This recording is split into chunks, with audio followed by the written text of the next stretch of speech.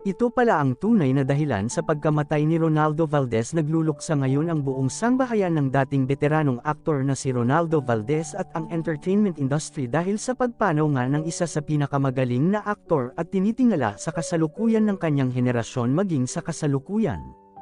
Malungkot na nakarating itong balita sa mga kaibigan kapamilya ng veteranong aktor noong madaling araw ng December 18. Kinagabihan kasi noong December 17 nalaman na wala ng buhay ang aktor. Nakapagtataka nga lang dahil maraming kwento ang tungkol sa kanyang pagpanaw.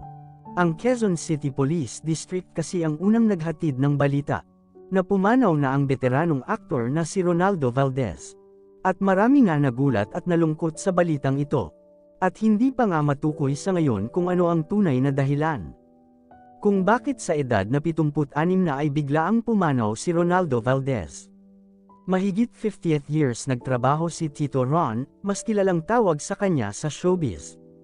Ang mundong nagbigay sa kanya ng pagkakilanlan maging sa mga prestilyosong mga pagparangal sa larangan ng pag-arte. Hanggang sa ngayon nga ay patuloy ang pag-imbestigasyon ng sanhi ng kanyang pagpanaw. Dahil wala namang napapabalita na kahit anong sakit ang aktor. Maliban sa nakita siyang nakasakay sa isang electric scooter nang ito ay dumalo sa premiere night ng A Very Good Crew ni Catherine Bernardo noong September 20 hanggang 2023. Maliban doon ay wala nang ibang naiulat na karamdaman ng aktor. Kaya naman masyadong binubusisi ngayon ng mga kapulisan ang kanilang investigasyon upang matukoy kung meron bang ibang anggulo o may foul play sa kanyang pagpanaw, dahil hanggang ngayon ay hindi pa rin makuhanan ng pahayag ang kanyang buong pamilya. Lalo na ang kanyang mga anak na si Jano Gibbs at Melissa Gibbs Pabalan. Maging ang naiwan nitong may bahay na si Mary F. Ilagan Gibbs ay wala pa din na ilalabas na pahayag. Base sa mga post ni Jano Gibbs sa kanyang IG account, kasalukuyan itong nasa bansang Canada para sa ilang series of show. Ang pinakahuling usapan sa kanilang dalawa na mababasa ay nang batiin ni Jano ang kanyang ama sa kanyang kaarawan na may petsang November 26 sa kanyang post. Sa social media rin ni Jano nalaman na ang huli pala nilang proyekto na ginawa na magkasama ay para sa isang pelikula. Dito ay gumanap bilang aktor si Ronaldo, samantala unang pagkakataon naman ni Jano na idrik ang kanyang ama. Nakalinya ang nasabing proyekto na may palabas sa January 2024.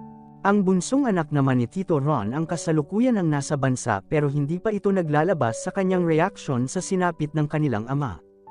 Nakita rin sa IG account nito na ang huli nilang pagsasama nilang mag-ama ay noong kaarawan ng veteranong aktor.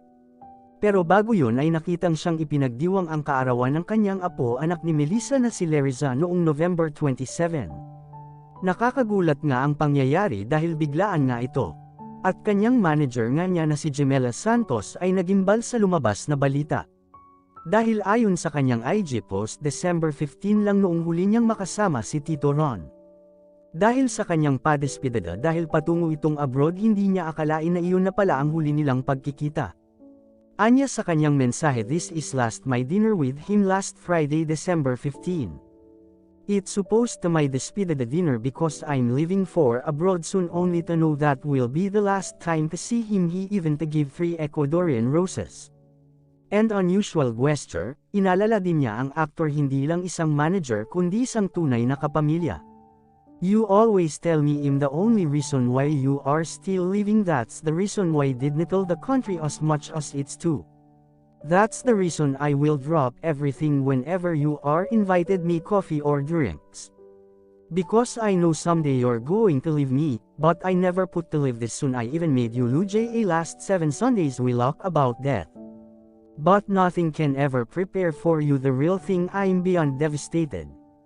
Ikaw lang sapat na sa akin, my partner in life in crime is gone, I've never killed of another human being. As much I cared in love you, you are a good man, you're such a gem of a person, I am so blessed to be loved by you, te amo tanto mucho Pepe." Subalit ang mensaheng iniwan ni Tito Ron sa kanyang manager at itinuring na rin na anak sa kanilang huling dinner together ay nag-iwan naman ng malaking palaisipan sa mga netizens. Anya at low my points, I think of you and then everything is always right. Base na rin sa kwento nito, siya ang naging sandalan ng aktor kapag nakakaramdam ito ng lungkot o pagka-down sa buhay. Bumuhos naman ang mga pakikiramay sa pagkawala na tinawag ng karamihan na Lolo Sir. Ang mga kasamahan niya sa industriya ay hindi nagpapahuli sa pagbibigay pugay sa namayapang aktor. Number 1 na dito ang kanyang itinuring apo na si Catherine Bernardo, na nakasama niya sa seryeng No Good to Be True. May mga ilang litrato at mga videos ang kanyang ibinahagi. Sa kanyang story page ng kanyang IG account, binalikan naman ng mga netizens ang open letter na isinulat ni Kath matapos nilang gawin ang proyekto. Isa kasing dream come true para kay Kath ang magkasama sila sa teleseryeng No Good to Be True. Dahil number 1 fans pala ni Tito Ron si Catherine Bernardo simula pa noong gawin ang pelikulang Sadi at ang teleseryeng Ang Munting Paraiso. Fast forward to 2021, it seemed like God answered my prayer because you agreed to do the project with us. You probably no have idea how much means to me, how excited I was. I wouldn't have able to do every single thing if not for your support. Trusted me fully and I will always be grateful for that. You showed who you are really behind veteran actor. People know you us. And we just love and evermore from the bottom of my heart. Thank you Tito Ron, you are the lolo I never have. Ang huling pelikula na makita si Tito Ron ay ang Ikaw at Ako kasama sila Rin Ramos, Paulo Contis at Boots Anson Roa na ipinalabas sa sinihan noong December 6. Napabalita din na hindi ito nakarating sa ginanap na media conference noong November 29 para sa nasabing pelikula. Si Ronaldo Gims Dulaca Gibbs ang siyang kauna-unahang tinaguri ang the first Filipino kernel na pinili ng Ogogi and Maker na siyang kilalang advertising company, na may hawak na isa sa sikat na fast food chain sa bansa ang KFC noong May 29, 2017. At natuklasan naman siya ni Dolphy noong 1960s at noong kalaunan ay naging popular siya noong dekada 70s para sa pagganap niya ng mga father's role. Gustong-gusto niya ang pagbibida sa pelikula lalo na kung patuloy siyang nakatanggap ng mga papuri. Meron kang feeling of fulfillment na okay yung ginagawa niyo, yung trabaho is appreciated, masarap ang feelings, is always a nice feelings. At nang mapag-usapan ang papel niya sa teleseryeng No Good to Be True, ito lamang ang kanyang nasabi, "Almost call me lolo sir, it's flattering, that means very involved with the show, they identify it's feel good." Mula po sa amin na number 1 fans ni Ronaldo Valdez ay taos puso po kaming nakikiramay sa pamilya, mga kaibigan at mga mahal sa buhay, na naiwan ni Lolo Sir Ronaldo Valdez. Mga netizens, ano ang masasabi nyo sa balitang ito?